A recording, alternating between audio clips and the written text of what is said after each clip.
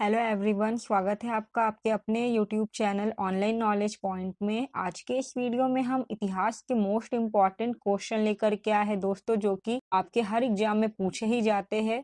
तो आप लोग वीडियो को एंड तक जरूर देखिएगा। आइए स्टार्ट करते हैं वीडियो को। पहला क्वेश्चन है, हड़प्पा सभ्यता की खोज किस वर्ष हुई थी?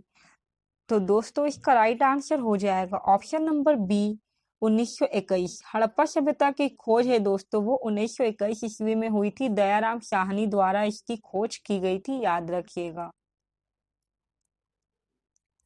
सिंधु सभ्यता का प्रमुख बंदरगाह कहाँ स्थित है? दोस्तों सिंधु सभ्यता का प्रमुख बंदरगाह जो था वो लोथल में स्थित है, यानी कि ऑप्शन नंबर बी जो है हमारा इसका राइट आंसर हो जाएगा। और दोस्तों लोथल जो है ये वर्तमान में गुजरात में स्थित है, भोगवा नदी के किनारे। भारत में खोजा गया सबसे पहला पुराना शहर कौन सा था? दोस्तों यहाँ पर सबसे पहले खोजा गया शहर की बात हो रही है, तो इसका राइट आंसर हो जाएगा option number A, Harappa. Bharat में सबसे पहले खोजा गया शहर हड़प्पा था, इसीलिए सिंधु घाटी सभ्यता को हड़प्पा युग की सभ्यता भी कहा जाता है। हड़प्पा के लोगों की सामाजिक पद्धति कैसी थी? तो दोस्तों इसका राइट आंसर हो जाएगा ऑप्शन नंबर ए, उचित समतावादी। उन लोगों की सामाजिक पद्धति उचित समतावादी थी। अगला प्रश्न है, वैदिक लोगों द्वारा किस धातु का प्रयोग सबसे पहले किया गया था? तो दोस्तों वैदिक लोगों ने सबसे पहले तांबे का प्रयोग किया था, यानी कि ऑप्शन नंबर डी हमारे इस प्रश्न का राइट आंसर हो जाएगा। ऋग्वैदिक आर्य किसकी पूजा करते थे? इसका राइट आंसर हो जाएगा ऑप्शन नंबर ए, प्रकृति की। जो ऋग्वैदिक आर्य थे दोस्तों वो प्रकृति की पूजा करते थे, उस समय मूर्ति पूजा नहीं होती थी। निम्न में से सबसे प्राचीन वेद कौन सा है? तो इसका राइट आंसर हो जाएगा ऑप्शन नंबर ए, ऋग्वेद। दोस्तों जो ऋग्वेद है वो चारों वेद में सबसे पुराना है। किस वेद की रचना गद्य एवं पद्य दोनों में की गई थी? यहाँ पर गद्य और पद्य दोनों की बात हो रही है दोस्तों, तो इसका राइट आंसर हो जाएगा ऑप्शन नंबर बी, यजुर्वेद। जो यजुर्वेद है उसकी रचना गद्य और पद्य दोनों में की गई थी। प्रसिद्ध गायत्री मंत्र कहाँ से लिया गया है? तो दोस्तों यह मंत्र लिया गया है ऋग्वेद से, यानी कि ऑप्शन नंबर सी हमारा इसका राइट आंसर हो जाएगा। ऋग्वेद का नौवां मंडल किस देवता को समर्पित है? तो दोस्तों ऋग्वेद का जो नवा मंडल है ये पूरी तरह से सोम देवता को समर्पित है, यानी कि ऑप्शन नंबर ए जो है हमारे इस प्रश्न का राइट आंसर हो जाएगा। किस स्थान पर गौतम बुद्ध का जन्म हुआ था? यहाँ पर गौतम बुद्ध का जन्म पूछा है दोस्तों, तो गौतम बुद्ध का जन्म नेपाल के कपिलवस्तु के निकट लुम्बिनी नामक स्थान में हुआ था, यानी कि ऑप्शन नंबर बी जो है हमारा ये इसका राइट आंसर हो जाएगा। सारनाथ में बुद्ध का प्रथम प्रवचन क्या कहलाया था? तो दोस्तों सारनाथ में भगवान बुद्ध ने प्रथम प्रवचन दिया था जो कहलाया था धर्म चक्र प्रवर्तन, यानी कि ऑप्शन नंबर सी जो है इसका राइट आंसर हो जाएगा। और दोस्तों जो गौतम बुद्ध ने गृह त्याग किया था वो कहलाया था महाभिनिष्क्रमण। संबोधि जब उन्हें ज्ञान की प्राप्ति हुई थी उसे कहा गया था, और महापरिनिर्वाण जब उन्हें मृत्यु की प्राप्ति हुई थी तो उसे महापरिनिर्वाण कहा गया था। प्रथम बौद्ध परिषद कहाँ आयोजित की गई थी? दोस्तों यहाँ पे प्रथम बौद्ध परिषद की बात हो रही है, तो यह आयोजित की गई थी राजगृह में। ऑप्शन नंबर सी का राइट आंसर हो जाएगा। और अगर पूछा जाए कि किसके समय की गई थी, तो अजात शत्रु के समय की गई थी। पाटलिपुत्र नगर का संस्थापक कौन था? तो दोस्तों पाटलिपुत्र नगर की स्थापना की थी अजात शत्रु ने। ऑप्शन नंबर बी जो है हमारे इस प्रश्न का राइट आंसर हो जाएगा। चंद्रगुप्त मौर्य के बाद मौर्य सिंहासन पर कौन बैठा था? दोस्तों चंद्रगुप्त मौर्य के बाद सिंहासन पर उनके पुत्र बिंदुसार जो थे वो बैठे थे, यानी कि ऑप्शन नंबर सी हमारे इस प्रश्न का राइट आंसर हो जाएगा। मौर्य वंश का अंतिम शासक कौन था? इसका राइट आंसर हो जाएगा दोस्तों option number C, Brihadratha. Brihadratha जो थे वो मौर्य वंश के अंतिम शासक थे। इनकी हत्या जो है इनके सेनापति पुष्यमित्र शुंग ने करके शुंग वंश की स्थापना की थी। अशोक ने कलिंग पर कब आक्रमण किया था? तो दोस्तों इसका राइट आंसर हो जाएगा ऑप्शन नंबर ए, 261 ईसा पूर्व में। और दोस्तों कलिंग युद्ध के बाद ही अशोक ने क्या किया था, बौद्ध धर्म को अपना लिया था। दोस्तों अगर आपको मेरी वीडियो अच्छी लग रही है, पढ़ाने का तरीका अच्छा लग रहा है, क्वेश्चंस अच्छे लग रहे हैं, तो आप लोग वीडियो को लाइक कर दे और चैनल को सब्सक्राइब कर दे ताकि डेली आपको ऐसी ही वीडियो मिलती रहे। आइए स्टार्ट करते हैं आगे। अशोक ने किस बौद्ध साधु से प्रभावित होकर बौद्ध धर्म अपनाया था? तो दोस्तों इसका राइट आंसर हो जाएगा ऑप्शन नंबर बी, उपगुप्त। जो बौद्ध साधु उपगुप्त थे उसके प्रभाव में आकर के अशोक ने बौद्ध धर्म अपनाया था।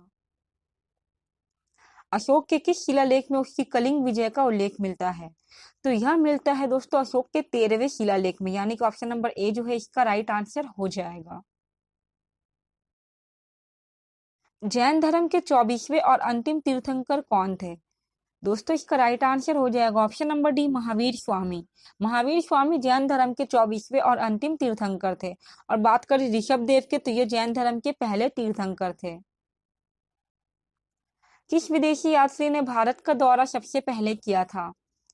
तो इसका राइट आंसर हो जाएगा ऑप्शन नंबर बी, मेगास्थनीज।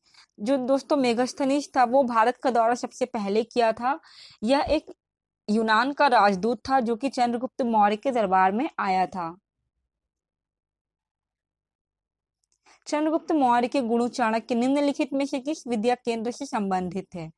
तो दोस्तों चाणक्य जो थे वो तक्षशिला विश्वविद्यालय से संबंधित थे, यानी कि ऑप्शन नंबर ए जो है हमारे इस प्रश्न का राइट आंसर हो जाएगा। किसके द्वारा तृतीय बौद्ध परिषद को संरक्षण प्रदान किया गया था? दोस्तों यहाँ पर तीसरी बौद्ध परिषद की बात हो रही है। तो जो तीसरी बौद्ध परिषद हुई थी वो अशोक के समय हुई थी। ऑप्शन नंबर बी हमारे इस प्रश्न का राइट आंसर हो जाएगा। और अगर पूछे कहाँ हुई थी, तो दोस्तों यह हुई थी पाटलिपुत्र में। भारतीयों के लिए महान शिल्प मार्ग किसने प्रारंभ किया था? तो यह मार्ग जो है दोस्तों प्रारंभ किया था कनिष्क ने। ऑप्शन नंबर ए जो है हमारे इस प्रश्न राइट आंसर हो जाएगा। कनिष्क की राजधानी कौन सी थी? दोस्तों यहाँ पर कनिष्क की राजधानी की बात हो रही है, तो यह थी आपका पुरुषपुर या फिर पेशावर, यानी कि ऑप्शन नंबर डी जो है इसका राइट आंसर हो जाएगा। यह वर्तमान में पाकिस्तान में है। भारत सरकार द्वारा प्रयोग में आने वाला शक संवत किसने प्रारंभ किया था? तो दोस्तों यह प्रारंभ किया था कनिष्क ने। ऑप्शन नंबर ए जो है इसका राइट आंसर हो जाएगा। और अगर पूछे कब की थी, तो कनिष्क ने यह किया था 78 ईस्वी में। ठीक है, शक संवत को प्रारंभ किया था। गुप्त काल में किस धातु के सर्वाधिक सिक्के जारी किए गए थे? दोस्तों गुप्त काल में सोने के जो सिक्के थे वह सर्वाधिक जारी किए थे, यानी कि ऑप्शन नंबर जो ए है हमारा ये इसका राइट आंसर हो जाएगा। और दोस्तों गुप्त काल में सोने के सिक्कों को दिनार कहा जाता था, ये भी याद रखिएगा, एग्जाम में कई बार पूछा गया है। भारत का नेपोलियन किसे कहा जाता है? ये आप सबको पता होगा दोस्तों, ये कहा जाता है समुद्रगुप्त को, यानी कि ऑप्शन नंबर डी जो है हमारे इस प्रश्न का राइट आंसर हो जाएगा। चीनी यात्री फाहियान किसके शासनकाल में भारत आया था? दोस्तों फाहियान जो था वह भारत आया था चंद्रगुप्त विक्रमादित्य के समय। ठीक है, ऑप्शन नंबर ए जो है इसका राइट आंसर हो जाएगा। चंद्रगुप्त विक्रमादित्य के समय जो है फाहियान भारत आया था। और इनका एक और नाम है, वो है चंद्र, रियल नेम इनका है चंद्रगुप्त द्वितीय। ठीक है, इन्होंने विक्रमादित्य की जो है उपाधि धारण की थी, इसलिए इन्हें विक्रमादित्य भी कहा जाता है। बाण भट्ट किसके दरबारी कवि थे? दोस्तों जो बाण भट्ट थे वो आपका हर्षवर्धन के दरबारी कवि थे, यानी कि ऑप्शन नंबर सी हमारे इस प्रश्न का राइट आंसर हो जाएगा। और इनकी लिखी पुस्तक दोस्तों बहुत ही बार एग्जाम में पूछी गई है।